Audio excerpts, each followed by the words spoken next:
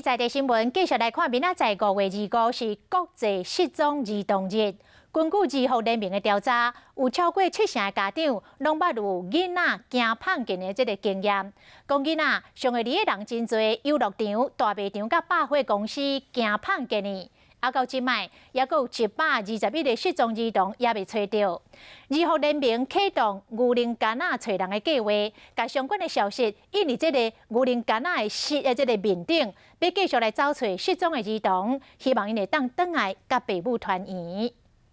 525国际失踪儿童日牛奶瓶寻人计划启动。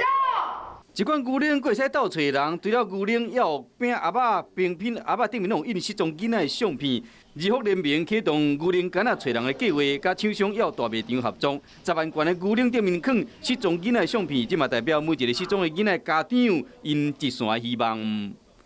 其实牛奶真的是一个深入家庭的东西，而且很多孩子他们会就是在早餐桌上面会一起喝，所以我们就想说是不是有这个可能，所以我们就开始跟一些厂商来接触。原来这牛奶杆仔计划是为美国来的，拍开找找失踪囡仔的新方向。其实，伫台湾有超过70%的父母，因的囡仔拢有走线过，尤其是2岁到4岁的囡仔，占所有走线的囡仔65%。上接发生的地点是伫游乐场、大卖场、甲百货公司，迄若无注意，囡仔就无看的人啊。